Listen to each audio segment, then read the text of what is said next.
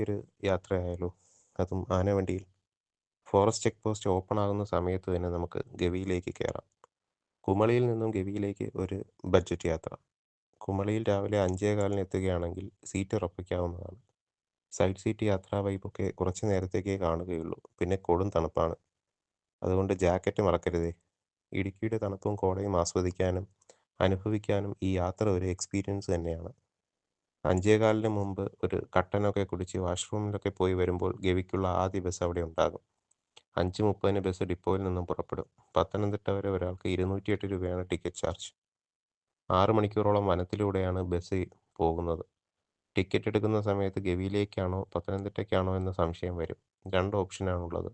കാട് കഴിയുന്ന സ്ഥലത്തിറങ്ങി പത്തനംതിട്ട സൈഡിൽ നിന്നും വരുന്ന ബസ്സിൽ കയറി വീണ്ടും കാടൊക്കെ കണ്ട് തിരിച്ച് കുമളിയിൽ വരാവുന്നതാണ്.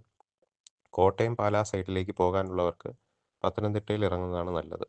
100 കിലോമീറ്ററിൽ കൂടുതൽ ഉള്ള യാത്രയാണിത്. അധിക സമയം ബസ്സെങ്ങും നിർത്തില്ല.